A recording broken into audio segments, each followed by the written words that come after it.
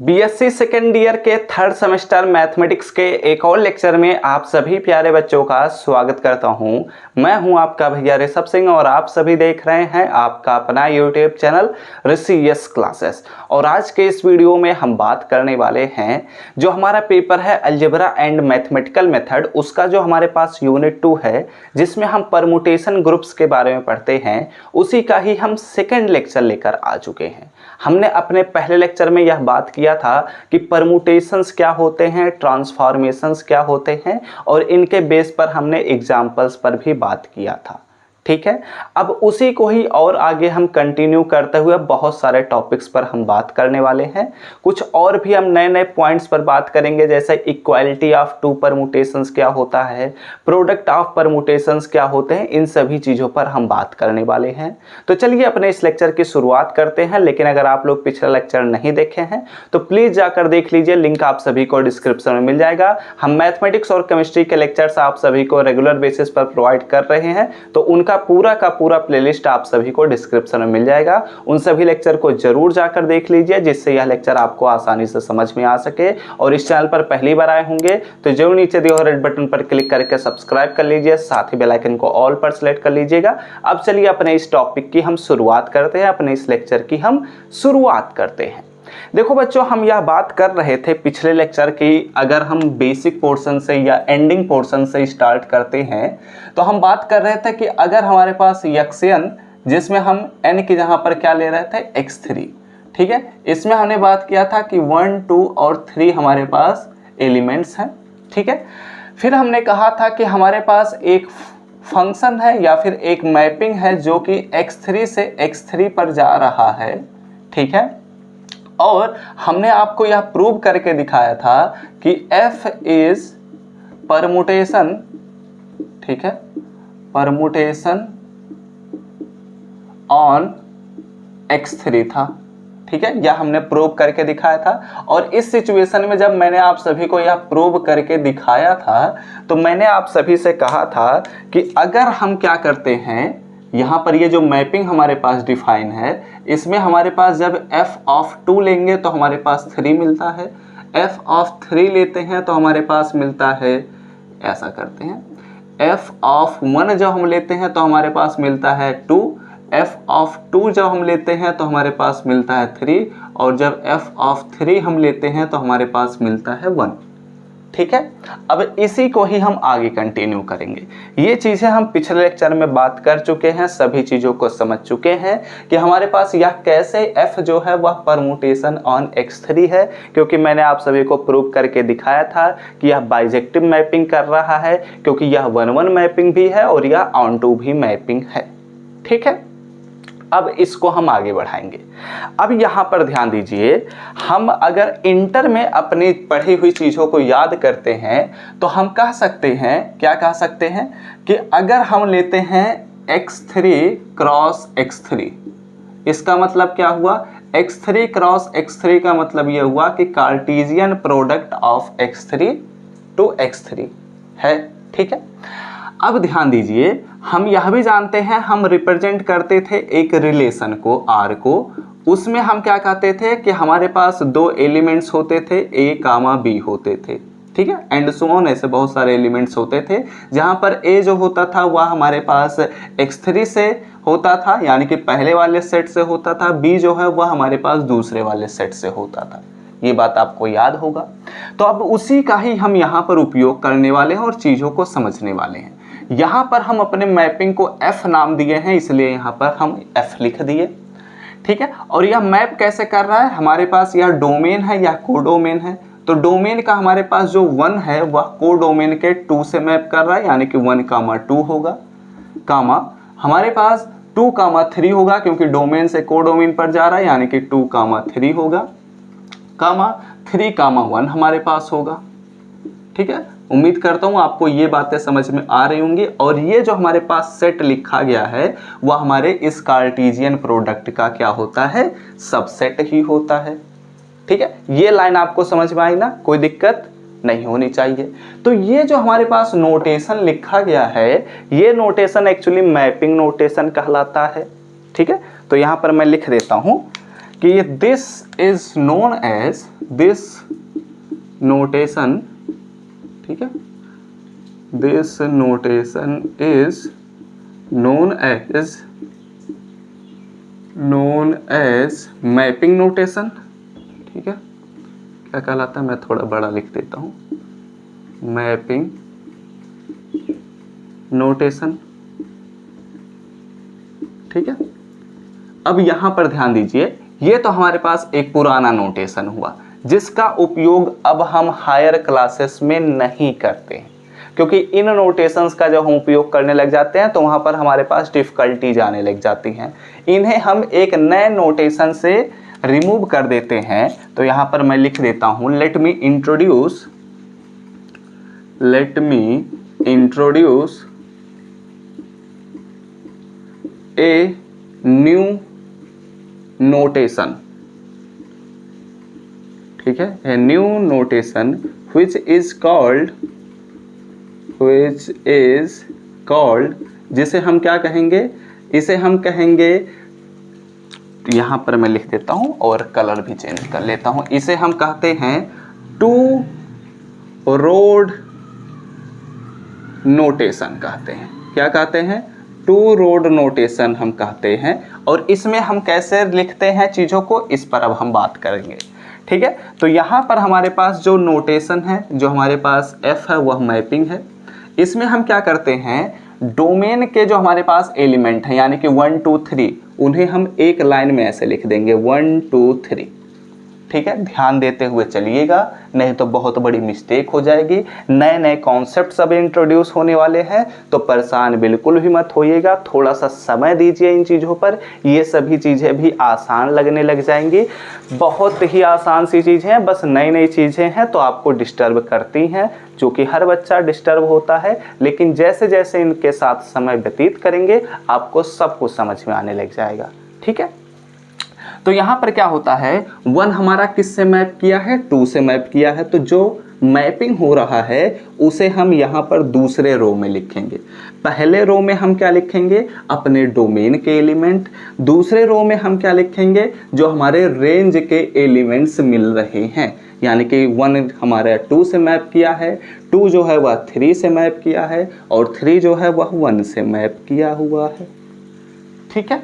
यानी कि हम यह भी कह सकते हैं, अगर यहां पर बात किया जाए तो हियर, ठीक है, हियर हम क्या लिख सकते हैं कि सेकेंड रो हमारा जो यह दूसरा रो है इज द F इमेज, ठीक है। चूंकि यहां पर हम आप सभी को ऑलरेडी समझा चुके हैं कि जो हमारे पास सेकेंड रो है वह पहले रो का ही क्या है, इमेज है। लेकिन यहाँ पर हम चूंकि अपने मैपिंग को F लिए थे, इसलिए यहाँ पर F इमेज लिख रहे हैं। अगर यहाँ पर हम P लिखेंगे तो P इमेज लिखेंगे, अगर Q लिखेंगे तो Q इमेज लिखेंगे। Are you getting my point, ठीक है। सभी चीज़ों को समझते हुए चलो, नहीं तो बाद में दिक्कत होने लग जाएगी, ठीक है। तो here second row is the F image of first row, ठीक है, first row. Okay, are you getting my point. इतनी चीजें आप समझ में आई, कोई दिक्कत नहीं होनी चाहिए, ठीक है। तो अब इतनी चीजें आपको समझ में आ चुकी हैं, तो अब चलिए नए कॉन्सेप्ट्स पर बात करना शुरू करते हैं, ठीक है। ये तो एक नया कॉन्सेप्ट हुआ जो कि मैंने आप सभी को इंट्रोड्यूस कराया। ध्यान दे दीजिए, मैं फिर से रिपीट कर देता हूं।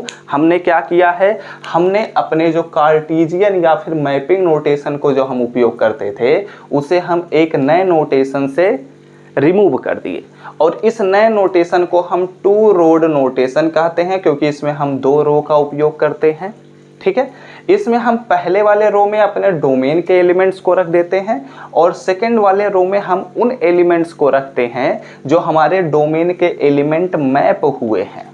यानी कि 1 जो हमारा है 2 से मैप किया है, 2 जो है वह 3 से मैप किया है, 3 जो है वह 1 से मैप किया है, ठीक है। तो इस प्रकार हमने रखा है। अगर यहीं पर हमारे पास 1 जो है वह 3 से मैप करता, तो 1 के नीचे हम 3 लिखते, ठीक है। इतनी बातें आपको समझ में आ रही होंगी, धीरे धीरे करते हुए चलिए, और भी चीज़ों पर हमें बात करना रहेगा, ठीक है। तो एक काम करिए, पहले आप क्या करिए, इतनी चीज़ों का स्क्रीनशॉट ले लीजिए, उसके बाद अब हम चलिए अगले पॉइंट पर बात करते हैं। ठीक है, स्क्रीनशॉट लीजिए फटाफट से, स्क्रीनशॉट हो चुका होगा। अब चलिए अगले स्टेप पर हम बात करते हैं। ठीक है, अब यहाँ पर ध्यान दीजिए, हम यह बात जानते हैं, सिंस हम क्या बात जानते हैं कि अगर हम बात करते हैं फैक्टोरियल 3 पर, ठीक है, तो फैक्टोरियल 3 का मतलब क्या हुआ, 3 × 2 × 1, यानी कि हमारे पास क्या मिलता है, फैक्टोरियल 3 = 6 मिलता है। ठीक है, और यहाँ पर ध्यान दीजिएगा और समझने का प्रयास करिएगा, हम लोग इंटरमीडिएट में एक कॉन्सेप्ट पढ़े हैं, परमुटेशन एंड कॉम्बिनेशन, जिसे हिंदी में क्रमचय और समचय कहा जाता है, क्रमचय और संचय। ठीक है, तो अगर यहाँ पर हम उसी कॉन्सेप्ट का उपयोग कर रहे हैं, परमुटेशन वही वाला परमुटेशन है, बस यहाँ पर हम इसको अलग तरीके से डिफाइन कर रहे हैं, क्योंकि अब हम हायर क्लासेस की तरफ बढ़ रहे हैं। ठीक है, तो यहाँ पर भी परमुटेशन का मतलब वही परमुटेशन है, फैक्टोरियल 3 का मतलब हुआ 6। और अगर फैक्टोरियल 3 पर हम बात करते हैं तो ध्यान दीजिए, 3 हमारे पास एलिमेंट्स हैं। किसमें एलिमेंट्स हैं, यहाँ पर ध्यान दीजिए, हमारे पास इस x3 का ऑर्डर जो है वह कितना है, 3 है, यानी कि इस सेट में कितने एलिमेंट्स हैं, 3 हैं। तो यानी कि हमारे पास फैक्टोरियल 3 = 6 मिला। इसका मतलब ये हुआ, इसका ये मतलब हुआ, इसका ये मतलब हुआ कि हमारा जो यह x3 सेट है उसके पास 6 परमुटेशन एग्जिस्ट करेंगे, मैक्सिमम और मिनिमम, यानी कि 6 ऐसे प्रकार के हमारे पास मैपिंग डिफाइन होंगे जो कि बाइजेक्टिव मैपिंग होते हैं, यानी कि 1-1 मैपिंग भी होंगे और साथ ही साथ ऑन टू भी मैपिंग होंगे। अब वो कैसे होंगे इस पर हमें बात करना रहेगा। इट मीन्स दैट, यहाँ पर मैं लिख देता हूँ, इट मीन्स दैट, नए नए कॉन्सेप्ट हैं बच्चों, डरना मत, धीरे धीरे करते हुए चीज़ों को समझो, अदरवाइज आपको दिक्कत हो सकती है। ठीक है, बहुत ही आसान शब्दों में समझा रहा हूँ, तो ध्यान से सुनते हुए चलिए। इट मीन्स दैट, इसका मतलब यह हुआ कि there are total 6 permutations, 6 permutations on x3। हमारा जो x3 सेट है उस पर टोटल 6 परमुटेशंस हैं, और ये 6 परमुटेशंस कहाँ से आए हैं, उस x3 सेट के हमने ऑर्डर पर बात किया था।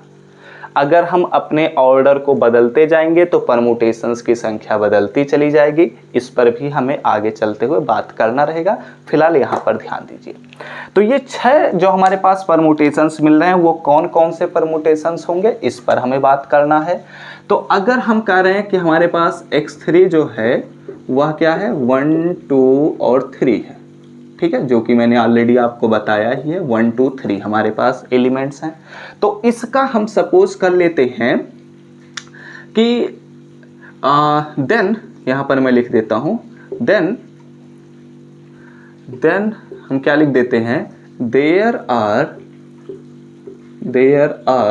P1, P2, P3, P4, P5 and P6 are 6 permutations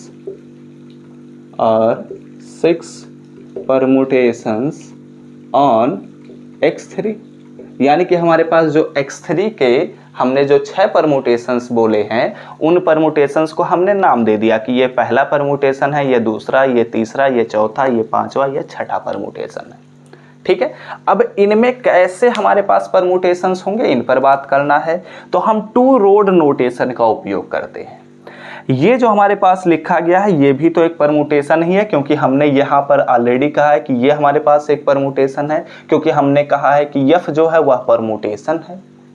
ठीक है, तो इसलिए हमारे पास जो 6 परमुटेशंस इस x3 के पास एग्जिस्ट कर रहे हैं उनके अब हम एलिमेंट्स लिखेंगे, और इन एलिमेंट्स को आप रिमेंबर भी कर लीजिएगा, अपने कॉपी में लिख भी लीजिएगा। पहले पर बात करते हैं, यानी कि P1 पर अगर हम बात करते हैं तो हमारे पास 1, 2 और 3 डोमेन के एलिमेंट्स लिख दिए जाएंगे। अब हम ध्यान दीजिएगा, समझने का प्रयास करिए। हमने P1 को इस प्रकार से डिफाइन किया है, जो हमारे पास P1 परमुटेशन है, जैसा यहाँ पर F जो है वह परमुटेशन है, तो F को हमने डिफाइन किया था, तो वैसे ही यहाँ पर मैं कह रहा हूँ कि P1 हमारे पास एक परमुटेशन है और इसको मैंने इस प्रकार डिफाइन किया है कि 1 जो है वह 1 पर ही मैप कर रहा है, 2 जो है वह 2 पर ही मैप कर रहा है, 3 जो है वह 3 पर ही मैप कर रहा है। यानी कि हम कह सकते हैं यह आइडेंटिटी मैपिंग है। फिलहाल आइडेंटिटी मैपिंग को अभी रोके रहो, यहाँ पर इतनी बातें आपको समझ में आनी चाहिए कि हम अपनी तरफ से P1 को इस प्रकार से डिफाइन कर रहे हैं कि हमारा जो 1 है वह 1 पर ही मैप किया, 2 जो है वह 2 पर ही मैप किया, 3 जो है वह 3 पर ही मैप किया है। ठीक है, अब इसे आप चेक भी कर सकते हैं, यह 1 1 भी है और ऑन 2 भी है। ठीक है, क्योंकि हर एक एलिमेंट एक ही एलिमेंट से कनेक्ट किया है और कोडोमेन का हर एक एलिमेंट के पास प्री इमेज एग्जिस्ट कर रहा है। ठीक है, तो यह हमारे पास क्या है, बाइजेक्टिव मैपिंग है, और बाइजेक्टिव मैपिंग होने की वजह से यह एक परमुटेशन बन गया, तो इसे हमने नाम दे दिया P1। अब बात करते हैं P2 मैपिंग पर। तो P2 मैपिंग में भी हम अपने डोमेन के एलिमेंट को वैसे ही रखेंगे, इसमें हम बदलाव नहीं करते हैं। बदलाव कहाँ करेंगे, हम अपने इमेज पर बदलाव करते हैं। क्यों? क्योंकि हम इसको अलग अलग तरीके से डिफाइन कर रहे हैं। अब इस प्रकार हम इसको डिफाइन किए कि हमारा जो 1 है वह 1 पर ही मैप किया, 2 जो है वह 3 पर मैप कर दिया और 3 जो है वह 2 पर मैप कर दिया। ठीक है, ध्यान रखते हुए चलिए, ध्यान से समझते हुए चलिए। अब बात करते हैं अपने P3 पर। P3 हमने परमुटेशन को लिया और इसको इस प्रकार से मैप किया कि जो हमारे पास डोमेन के एलिमेंट हैं 1, वह 1 जो है वह 3 पर मैप हो गया, 2 जो है वह 2 पर ही मैप कर दिया और 3 जो है वह 1 पर मैप कर दिया मैंने। ठीक है, इतनी बातें आपको समझ में आई। अब यहाँ पर आइए बात करते हैं P4 पर।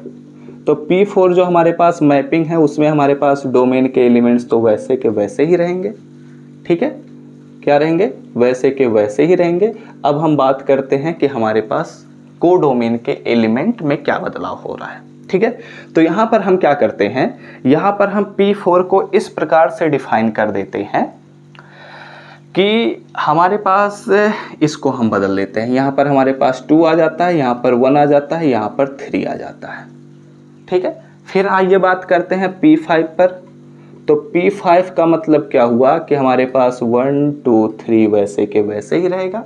मैं एक बार चेक कर लेता हूँ क्या यहाँ तक आ रहा है स्क्रीन में या नहीं, उसके बाद अगले स्टेप पर हम बात करते हैं। ठीक है, तो हाँ, स्क्रीन में परफेक्टली आ रहा है। और अगर हम बात कर रहे हैं P5 पर, तो P5 का मतलब हो गया कि हमारे पास, ध्यान दीजिएगा,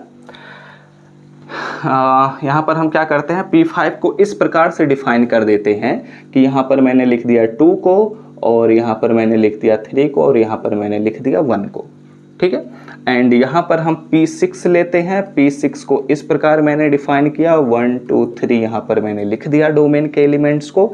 और को डोमेन में हमारे पास जो एलिमेंट आएगा उसमें हम क्या करते हैं, यहाँ पर 1 को हम 3 से मैप करा दे रहे हैं, 2 को 1 से मैप करा दे रहे हैं और 3 को 2 से मैप करा दे रहे हैं। ठीक है, ध्यान रखिएगा कि कोई भी 2 परमुटेशंस सेम नहीं हो सकते। अब ये सेम क्या होता है, यानी कि इक्वल नहीं हो सकते, और अगर इक्वल होने लग गए यानी कि वो दोनों ही परमुटेशन सेम हैं। ठीक है, ध्यान देते हुए चलिए और इन चीज़ों को रिमेंबर कर लीजिएगा। ठीक है, क्योंकि जब भी आगे के लेक्चर्स में कहूँगा कि हमारा जो P2 परमुटेशन है, ठीक है, तो P2 का परमुटेशन मतलब ये वाला परमुटेशन हम बात करेंगे। अगर हम P5 बोलेंगे यानी कि ये वाला परमुटेशन हम बोल रहे हैं, P6 बोलेंगे तो ये वाला परमुटेशन, P1 बोलेंगे तो ये वाला परमुटेशन। आपको रिमेंबर करके रखना है, अपने कॉपी में लिख कर रखना है। ठीक है, यह बात ध्यान में रखिएगा। जरूरी नहीं है कि हम इसी प्रकार से इसको डिफाइन करें। रिमेंबर दैट, जरूरी नहीं है कि हम इसको इसी प्रकार से डिफाइन करें। हो सकता है अलग राइटर अलग प्रकार से डिफाइन कर देंगे, लेकिन हम फर्दर क्लासेस में सुटेबिलिटी के लिए, अपने आराम के लिए हम इस चीज़ को रिमेंबर करने का प्रयास करेंगे कि P2 क्या है तो ये है, P4 क्या है तो ये है, P3 क्या है तो ये है। ठीक है, ये हमें याद रखना पड़ेगा ताकि हम अगले जो क्लासेस लेंगे उनमें हमें आराम मिलेगा, चीज़ों को समझना आसान होगा। ठीक है, ये बातें आपको समझ में आई। हम आपको रिपीट कर देते हैं थोड़ा सा जनरल वे में कि हमारे पास ये एक परमुटेशन है, x3 हमारे पास सेट था, f हमने एक परमुटेशन प्रूव किया, इसमें हमने मैपिंग नोटेशन का उपयोग किया तो ये मिला। लेकिन इस नोटेशन का हम फर्दर क्लासेस में ज़्यादा उपयोग नहीं कर पाते हैं, इसलिए हम एक नए नोटेशन को इंट्रोड्यूस किए जिसे हम कहते हैं टू रोड नोटेशन। और इस रोड नोटेशन में हमारे पास जो सेकेंड रो होता है वह पहले रो का इमेज होता है जिसे हम f इमेज कहते हैं। क्योंकि यहाँ पर f हमने उपयोग किया है, यहाँ पर हम p उपयोग कर रहे हैं, तो हम कह सकते हैं कि second row is the p image of first row. ठीक है, और इस प्रकार हमने कहा कि हमारे पास जो x3 सेट है इसमें टोटल 3 एलिमेंट्स हैं, इसलिए इसके पास टोटल 6 परमुटेशन एग्जिस्ट करेंगे। ठीक है, अब ये जो 6 परमुटेशन है वो मैंने क्या कहा, P1, P2, P3, P4, P5, P6 हमने नाम दे दिया। अब ये जो हमने नाम दिया है उनको भी मैंने आपको डिफाइन करके दिखा दिया कि इनमें कैसे कैसे हमारे पास इसका जो हमने मैपिंग कराया है वो कैसे कैसे हुआ है। ठीक है, और आप इनको अलग अलग चेक भी कर सकते हैं, ये सभी के सभी ऑन 1 और ऑन 2 दोनों ही मैपिंग को एग्जिस्ट करा रहे हैं और इस प्रकार ये हमारे पास 6 परमुटेशन एग्जिस्ट हुए। ठीक है, तो अभी आप क्या करिए, फटाफट से इतनी चीज़ों का स्क्रीनशॉट लीजिए, उसके बाद हम बात करते हैं x4, x5 and so on पर। तो इतनी चीज़ें आप लोग समझ चुके होंगे, तो अब चलिए अगले स्टेप पर हम बात करते हैं, कुछ और एग्जाम्पल्स को हम लेते हैं। ठीक है, तो यहाँ पर ध्यान दीजिएगा, अगर हमने बात किया, सबसे पहले तो ये समझो, हमने अगर यह बात कर लिया कि x3 में हमारे पास टोटल 6 परमुटेशंस हैं और कौन कौन से परमुटेशंस हैं वो मैंने आप सभी को बता दिया। ठीक है, अगर हम बात करने वाले हैं अब x1 पर, तो x1 का मतलब क्या हुआ कि हमारे पास जो सेट है उसमें एक ही एलिमेंट है। ठीक है, तो इसके पास कितने परमुटेशन एग्जिस्ट करेंगे अगर बात किया जाए तो फैक्टोरियल 1, और फैक्टोरियल m1 का वैल्यू हमारे पास क्या होता है, 1 होता है। ठीक है, तो अगर इसके हम परमुटेशन पर बात करते हैं तो इसका जो परमुटेशन हमारे पास P1 है वो क्या होगा, हमारे पास 1 जो है वह 1 पर ही मैप कर रहा है और इसमें कुछ भी बदलाव नहीं हो सकता, यानी कि इसके पास टोटल 1 परमुटेशन एग्जिस्ट किया जिसे हमने लिख लिया। ठीक है, दूसरे एग्जाम्पल पर बात करते हैं, अगर हम लेते हैं x2, तो x2 में हमारे पास टोटल कितने एलिमेंट्स मिलेंगे, 1 और 2। ठीक है, तो इसके पास टोटल परमुटेशंस कितने एग्जिस्ट करेंगे, फैक्टोरियल 2। फैक्टोरियल 2 का मतलब होता है 2, यानी कि इस सेट के पास टोटल 2 परमुटेशन एग्जिस्ट किए। पहला हमारे पास परमुटेशन P1 है जिसमें हमारे पास डोमेन के एलिमेंट 1, 2 हैं, तो को डोमेन के भी एलिमेंट हम क्या लिख सकते हैं, 1, 2 लिख सकते हैं। दूसरा हमारे पास जो परमुटेशन P2 है इसमें क्या है, 1, 2 है, तो इसमें अगर हम बात करते हैं तो हम इसे क्या कर सकते हैं, 2, 1 भी लिख सकते हैं। ये एक प्रकार का परमुटेशन हुआ। तो इनके अलावा क्या और भी परमुटेशन लिखे जा सकते हैं, अगर सवाल ये उठता है क्या इनके अलावा कोई और भी परमुटेशन लिखे जा सकते हैं, तो जवाब है नहीं, क्योंकि इनके अलावा कोई और अरेंजमेंट दिख ही नहीं रहा है। जैसे हमने x3 देखा था तो उसमें हमने टोटल 6 परमुटेशन देखे थे, अब क्या उनके अलावा एक और परमुटेशन लिखा जा सकता है, तो जवाब है बिल्कुल भी नहीं लिख सकते, क्योंकि इनके अलावा कोई और परमुटेशन वहां पर एग्जिस्ट ही नहीं कर सकता, कोई और नया अरेंजमेंट हम ला ही नहीं सकते हैं। ठीक है, इतनी बात आपको समझ में आ रही होंगी। चलिए अगले स्टेप पर हम बात करते हैं, और अब यहाँ पर अगर बात किया जाए तीसरे पॉइंट पर, तो हमने लिया था x3 में हमारे पास 1, 2, 3 एलिमेंट थे, 1, 2, 3 एलिमेंट थे, और इस प्रकार इसमें हमारे पास टोटल 6 परमुटेशन एग्जिस्ट किए जिसे मैंने ऑलरेडी आप सभी को बता दिया है। ठीक है, अब अगले सेट पर हम बात करते हैं। अब अगर हम अगले सेट को लेते हैं तो यानी कि हमारे पास आएगा x4 में हमारे पास कौन कौन से एलिमेंट मिलेंगे, 1, 2, 3 एंड 4 हमारे पास मिलेगा। इसके टोटल परमुटेशन कितने होंगे, तो फैक्टोरियल 4 इज इक्वल टू हमारे पास होता है 24। ठीक है, यही होगा ना, 4 गुणे 3 गुणे 2 गुणे 1, यानी कि 4 3 12 दूना 24, टोटल 24 परमुटेशन एग्जिस्ट किए। अगर हम बात करते हैं x5 पर, तो x5 में हमारे पास 1 2 3 4 एंड 5 हमारे पास मिलेगा। ठीक है, यानी कि इसके पास टोटल परमुटेशन कितने हुए, फैक्टोरियल 5। फैक्टोरियल 5 का मतलब ये हुआ कि 5 चौक के 20 और 5 दूना 10 तो 12, 120 परमुटेशन एग्जिस्ट किए। 120 परमुटेशंस, 24 परमुटेशन। अगर हम 4 एलिमेंट को लेते हैं तो 24 परमुटेशन, 5 एलिमेंट्स को लिए तो 120 परमुटेशन। x6 ले लेते हैं अगर, तो टोटल 6 एलिमेंट्स एग्जिस्ट करेंगे। फैक्टोरियल 6 का वैल्यू हमारे पास क्या हो जाएगा, 720 हो जाएगा। अगर ऐसे ही हम बढ़ाते चले जाते हैं, xn हम लिख देते हैं, तो टोटल n एलिमेंट्स इसमें एग्जिस्ट करेंगे। फैक्टोरियल n का वैल्यू हमारे पास कितना हो जाएगा, कुछ भी स्पेसिफिक हम नहीं कह सकते हैं। अब यहाँ पर ध्यान दीजिए, मैं क्या बताना चाहता हूँ, इस पर ध्यान दीजिए। मैं यह बताना चाहता हूँ कि अगर हम फैक्टोरियल 3 लिए थे तो हमने 6 परमुटेशंस को आराम से लिख दिया। अगर हमने 2 एलिमेंट्स को लिया था तो इसके टोटल 2 परमुटेशंस हुए थे, तो इसको मैंने आराम से लिख दिया। एक एलिमेंट लिया था तो इसका एक ही परमुटेशन एग्जिस्ट किया, इसको भी मैंने आराम से लिख दिया। लेकिन अगर बात किया जाए तो फैक्टोरियल 4 पर अब हम बात करते हैं, यानी कि 4 एलिमेंट अगर किसी सेट में एग्जिस्ट कर रहे हैं तो उसके पास टोटल 24 परमुटेशन एग्जिस्ट किए हैं। हो सकता है, हो भी सकता है और नहीं भी हो सकता है। ठीक है, आप में से कुछ बच्चे ऐसे होंगे जो 24 के 24 परमुटेशंस को लिख सकते हैं। ठीक है, लेकिन अगर बात किया जाए 120 परमुटेशन पर, बात किया जाए 720 परमुटेशंस पर, ऐसे ही और भी है। जब हम एलिमेंट्स की संख्या बढ़ाते जाएंगे तो परमुटेशंस की संख्या भी बहुत ही रैपिडली बढ़ती चली जाएगी। तो क्या हम सभी परमुटेशंस को लिख सकते हैं या नहीं लिख सकते? तो इसका जवाब यह है कि दोनों ही कर सकते हैं। यानी कि अगर हम लिखने के लिए बैठेंगे तो हम सभी परमुटेशंस को लिख तो सकते हैं, लेकिन हमारी हिम्मत नहीं होगी कि हम सभी परमुटेशन को लिखने के लिए बैठें, क्योंकि इतना ज़्यादा डिफ़िकल्ट होता चला जाएगा। जैसे जैसे हम एक एक परमुटेशन लिखते जाएंगे, बहुत ज़्यादा डिफ़िकल्टीज होने लग जाएगी और हम डर के मारे उठकर बैठ जाएंगे कि नहीं बच्चा, हम तो नहीं लिखने वाले हैं। आप कोशिश कर सकते हैं, 24 परमुटेशन ही लिखने बैठ जाइए। आप 15 के आगे हो सकता है कहेंगे छोड़ो सर जी, क्या ही बोल दिए हैं लिखने के लिए, चाहो तो कोशिश कर सकते हो। ठीक है, इसका मतलब ये हुआ कि जैसे जैसे हम एलिमेंट्स की संख्या बढ़ाते जाएंगे, परमुटेशंस की संख्या तो बढ़ती चली जाएगी, लेकिन उसे हम लिखने की हिम्मत नहीं करते हैं।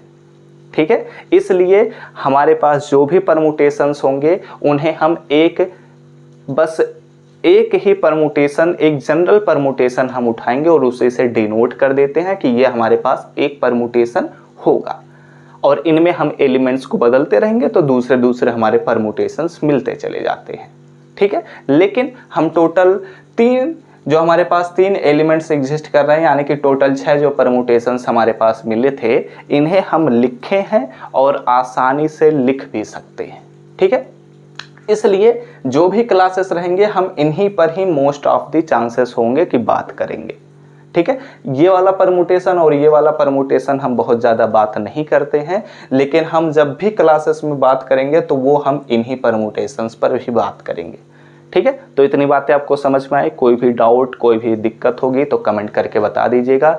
आप चाहें तो खुद भी कोशिश कर सकते हैं 24 परमुटेशन लिखने का। अगर आप 24 परमुटेशन लिख ले जाते हैं तो आप हमें इंस्टाग्राम पर मैसेज कर दीजिएगा, या फिर टेलीग्राम ग्रुप ओपन ही रहता है, आप लोग वहाँ पर मैसेज कर दीजिएगा। हम आपके मैसेज को भी देख सकते हैं और बच्चे भी आपके मैसेज को देख कर कहेंगे कि वाओ, इन्होंने तो 24 परमुटेशंस को लिख ही दिया। ठीक है, तो अभी आप क्या करिए, इतनी चीज़ों का स्क्रीनशॉट लेने की कोई आवश्यकता नहीं है। मैं देख लेता हूँ कितना समय हो चुका है, उसके बाद आगे कंटिन्यू करें या ना करें। तो अब इस लेक्चर को ही पर हम समाप्त करते हैं। जो अगला लेक्चर आएगा उसमें हम इक्वालिटी ऑफ 2 परमुटेशंस पर बात करेंगे एंड प्रोडक्ट ऑफ परमुटेशंस पर बात करेंगे। ठीक है, उसके बाद हमारे पास उसके अगले लेक्चर में हम बात करेंगे कि परमुटेशन ग्रुप क्या होता है। तो उम्मीद करता हूँ आप सभी को ये सभी चीज़ें समझ में आ रही होंगी। हो सकता है अभी दिक्कत हो रही होंगी, लेकिन इनके साथ जितना आप समय देंगे, जितना व्यतीत करेंगे अपने समय को इनके साथ, आपको सभी चीज़ें आसानी से समझ में आने लग जाएंगी। ठीक है, तो वीडियो अच्छा लगा हो तो लाइक करिएगा, कमेंट करके बताइएगा कि आप सभी को ये लेक्चर समझ में आया या नहीं। अगले लेक्चर्स को नोटिफिकेशन पाने होंगे तो सब्सक्राइब करने के साथ बेल आइकन को जरूर ऑल पर सेलेक्ट कर लीजिएगा। तो हम सब मिलते हैं अपने नेक्स्ट लेक्चर में, तब तक पढ़ते रहिए, संघर्ष करते रहिए और सफल होते रहिए।